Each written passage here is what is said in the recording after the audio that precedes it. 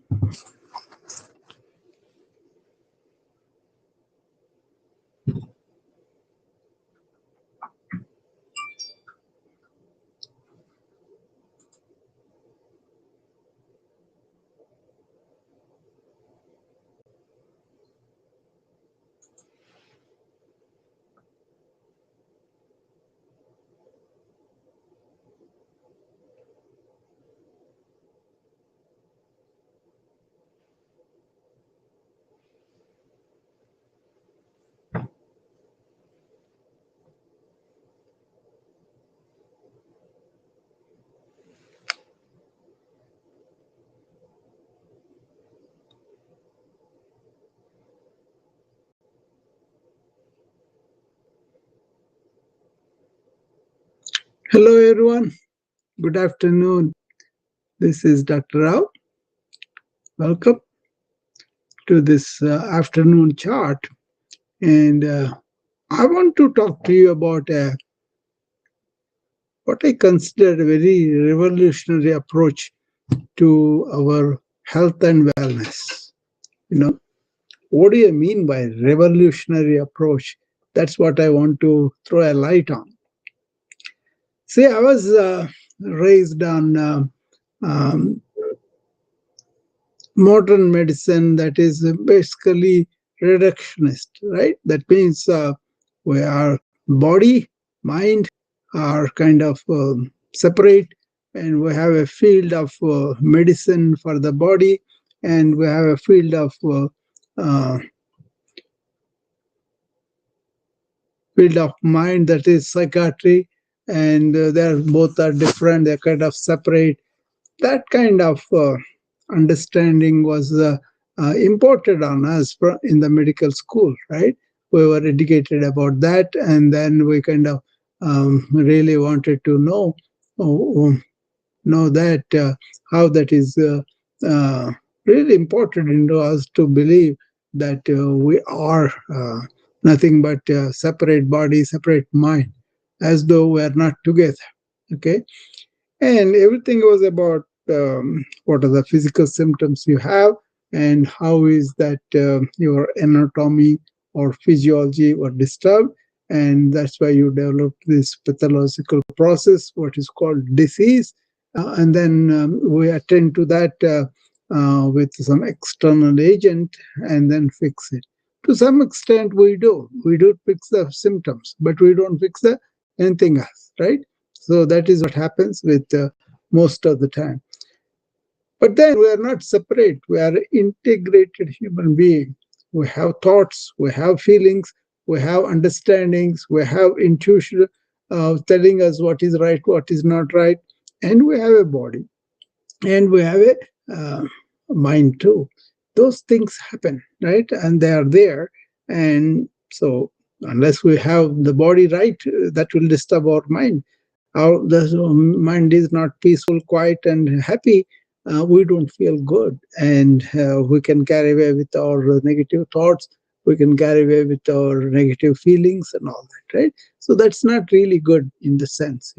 So we kind of uh, talked about that quite a lot. But then, what is revolutionary is really understanding we are one integrated human being, right? We are not just a separate body, separate mind, and then we are not just understanding that we feel differently, we think differently, and the body is not involved. No, no, no. Everything is integrated.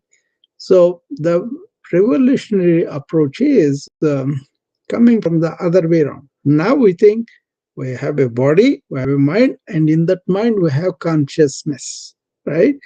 That's the modern understanding given to us. But when we looked at it, it doesn't seem like that. We have the spark of life, we have the inner being that is very intelligent and that opens up, and then we have a inert body and we have a mind that is having thoughts, feelings, understandings, judgments, whatever, right? This is all intelligence that we have. That human intelligence is capable of remembering things and choose to live there, or just get lessons from that and live in the present. Or we have imagination, we can extend into the future, plan things and expect things and work towards certain goals and all that. But if you live in your dreams, in your hopes, in your future things that you want to realize, you are missing the life which is here and now, right? The revolutionary approach is taking conscious being as the essence, and then in that you have a body, you experience and you live. You have to have that. That allows you to carry your inner spirit. So you want to take care of that very well, not just the body, but the body mind complex.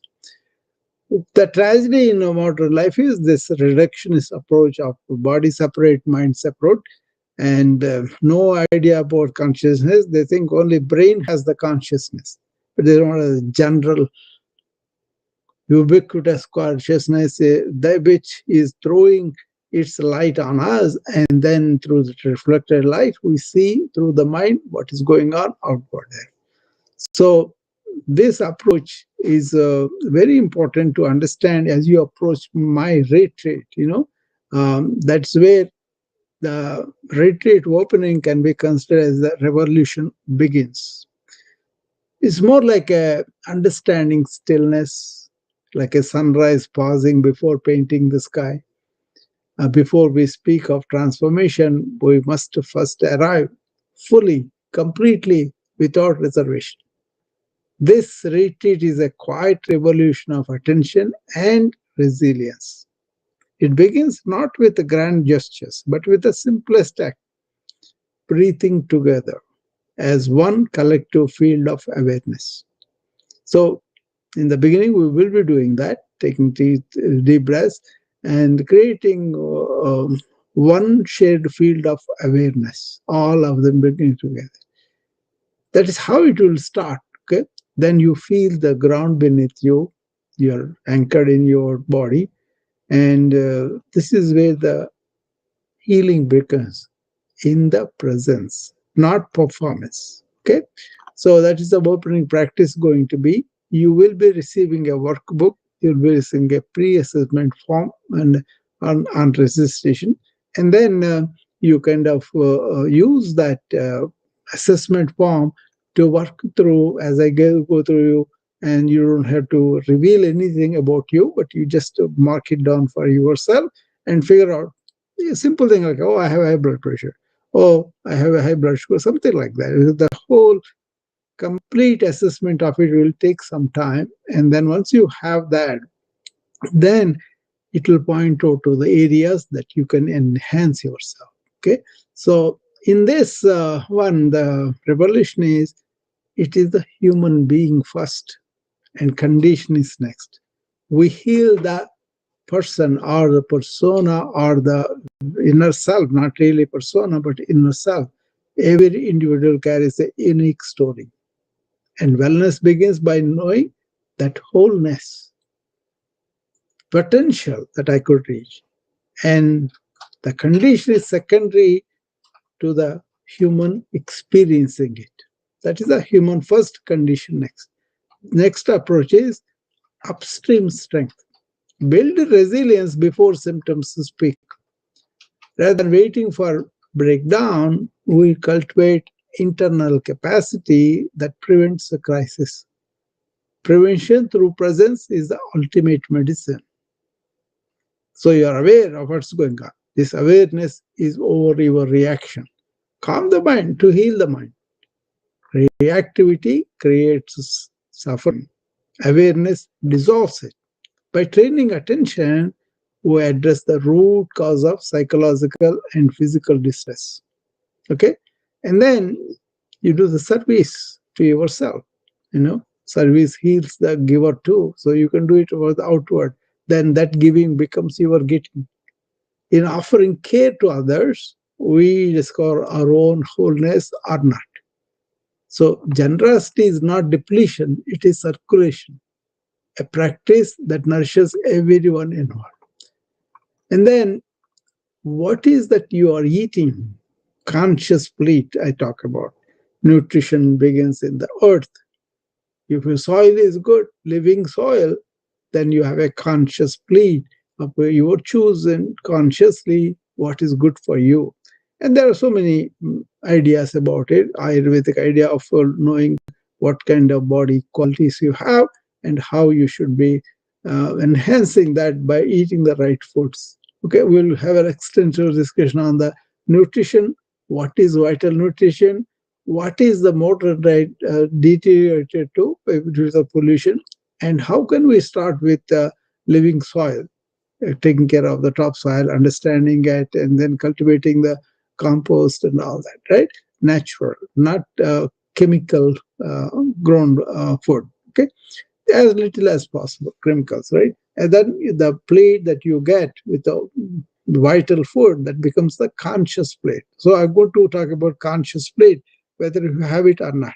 Okay, then you can go towards that. That is enhancing your one of the four pillars of the wellness, which is vital nutrition. Then, what kind of technological thing that's acting on your mind? What is the tech for truth? How can you validate your data on your wellness? Not profit, but how you can use that. Okay, that kind of thing. So we use technology minimally to measure transformation, and then we use it mindfully. That's more important. Okay, so our methods, they create a real lasting change that you can see it for yourself. Okay, and my approach is revolutionary because it is based on awareness, not thoughts. It's like a sky of awareness. Okay, you are going to sit like a mountain at dawn. See, that's a that's the cultivation of that. Okay, you are the sky, not the weather. And that is a that's an important aspect that we have to talk about. We will be talking about that too, and then we will see how much you understood, how much you are embodying it, how much you are putting yourself on the path of embodiment over performance.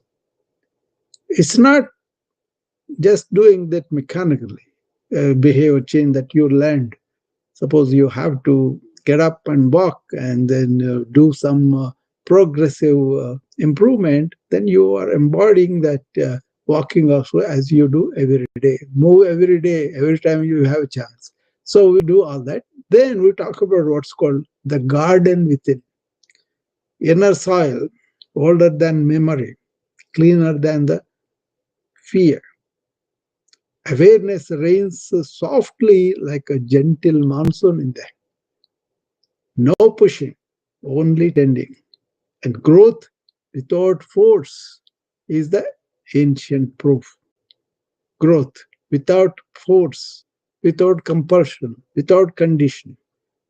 So, this kind of invites you into the meditation practice or meditatively awareness practice, inward garden. Okay, that's how you tend to that. Okay, then you discover you have been conditioned and we want to reset your conditioning. So that rhythm restrains the conditioned elephant of habits that we develop. Then the body has its own voice and mind has its own voice. It won't listen to us, even though intellectually we approach it with understanding. But then reconditioning, retraining is the key. That is what we're going to do. Once you discover, I'm not still, I'm thinking a lot, my mind goes all over. That is the way you want enhancement, where you go towards the cultivation of stillness and then really reap the benefit of that. Okay. So that's only one thing I'm mentioning, but it's about anything about the body, anything about the mind, anything about your heart, anything about the spirit. So many areas we're going to show you where you can assess yourself and have an inclination, have an understanding of where it is going, and then understand the resources, the means to enhance yourself from where you are to where you want to go. Okay, so this is like a service, that is a circulation. For me, it's giving practice and not a loss.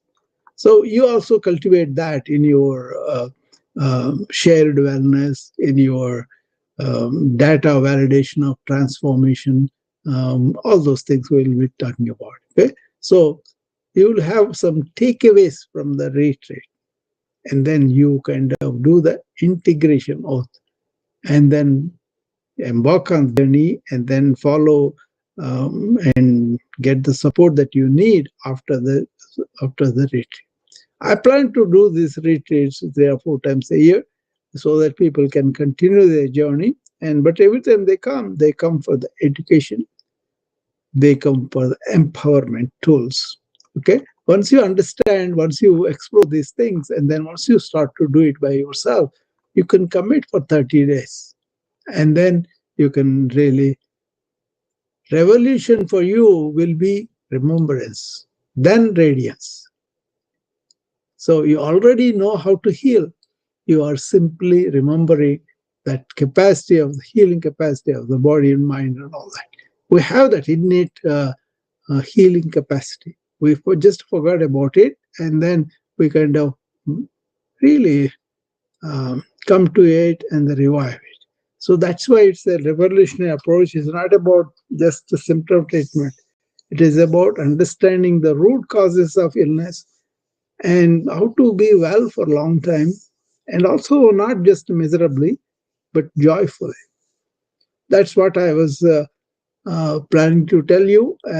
I mean, this is too big a subject to really understand what is happening in the medical field, why we are having so many chronic illnesses. Do I, as my parents and everybody else before, do just suffer chronic illnesses inevitably, or is there something I can do with my lifestyles now, and I can really approach it in a revolutionary way so that I will be transformed by my own understanding, by my own education and empowerment. I intend to pass on the education of the ancient wisdom and also modern medical wisdom. Modern medical wisdom is very good to precision medicine, diagnostic approach. We can do very, very accurately, very correctly what's going on within us. And then really correct those processes even before they invite us to take action. They compel us to take action. That's when we go to the doctor now. But here, there's so much knowledge available, so many tools available, so many resources available that you can use for themselves. Not a philosophical statement. Actually, what's going on at the root, and then really attend to that. You not only need education, empowerment, but vigilance and also determination that I'm going to employ this, I'm going to embodiment these habits. And then you'll have the transformation evident to you. Okay, from there you go forward. So look forward uh, to my retreat on 17th and 18th. It's 7 a.m. Central Time, 3 hours each day. And as you register, as you come in, after the registration, you will get a workbook and a pre-assessment form. And when you attend the retreat, you will get the list of resources that you can go and reach out for this education. Of course, you always have with me. You can communicate with me between the retreats. But if you build up this, if you kind of go through the experiences and then really understand, then you don't need all this loud shouting, not practicing people. Wellness, wellness, wellness. But if they ask, are you strong? Are you flexible? Are you energetic? Are you able to deal the world with the stillness of your mind, compassionate heart? Do you consider yourself separate from the world, or the world is in you too? You are the world is in you. If you ask those fundamental questions honestly, people can answer for themselves whether they are there or not. That is the enhancement goal that you could reach, the potential. You may not have all the potential, even if you try a lot. That's okay. On the trial, on the attempt to practice, you will be achieving slowly. So you will be training yourself. So in the retreat, before the retreat, you come to know what are the areas that I would like to enhance. In the retreat, you will get education and empowerment with the resources of what to do, where to go for help and all that. And then you have to do it. You have to execute it. You have to embody those changes. Then you will be following up with me or with your own resources, and then see where you are going. Okay, so that's what my intention is.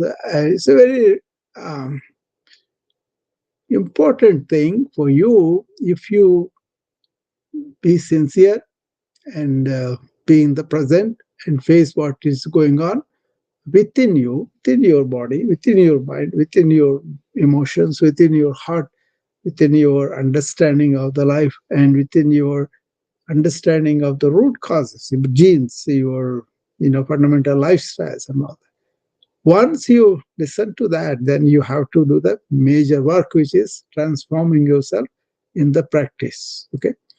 So I hope I've made it clear to you. And I'll be doing this introductory to the retreats. Quite already, I have 3 or 4 groups very interested. So I'm not looking for the number, but I'm looking for the people who are not looking for some just external help, but they're really interested in really transforming themselves. That means you take personal responsibility, and you are responsible enough to come on time, listen to everything, and then form your own plan or bring your own plan that you are doing at this time, and then see whether you can learn anything else. It all depends upon you. If you just want only, I want to improve my diet, okay, you'll get that, but it's much more if you want to listen.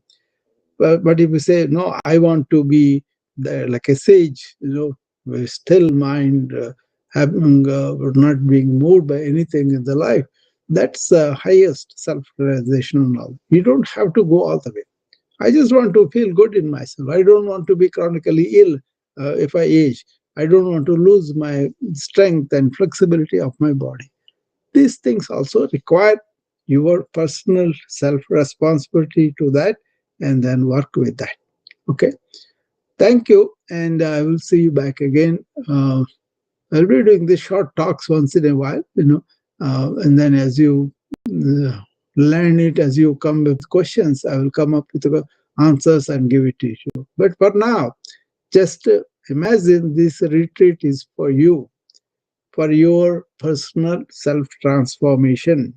That means you have to be honest and face what is going on with you. And if you are really having a very healthy body, don't have any problems now, then understand what is going on with my family. What are the potential things I could get? So, how can I diagnose them much sooner before they become illness and manifestation of symptoms? So those kind of things we can do these days. We can tell you how you're going to be in 10, 20 years, okay, based on the chemistry profile, family, gene profile, and all that. But that may be very expensive. So what I am suggesting are very simple lifestyles that we are doing now.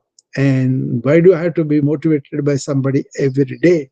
Why can't I assume responsibility for my own health and then reach out all the knowledge that is available and take what is appropriate for me? It's not about understanding and getting the facts and knowledge. It is about implementing that insights that you get from the knowledge into your life.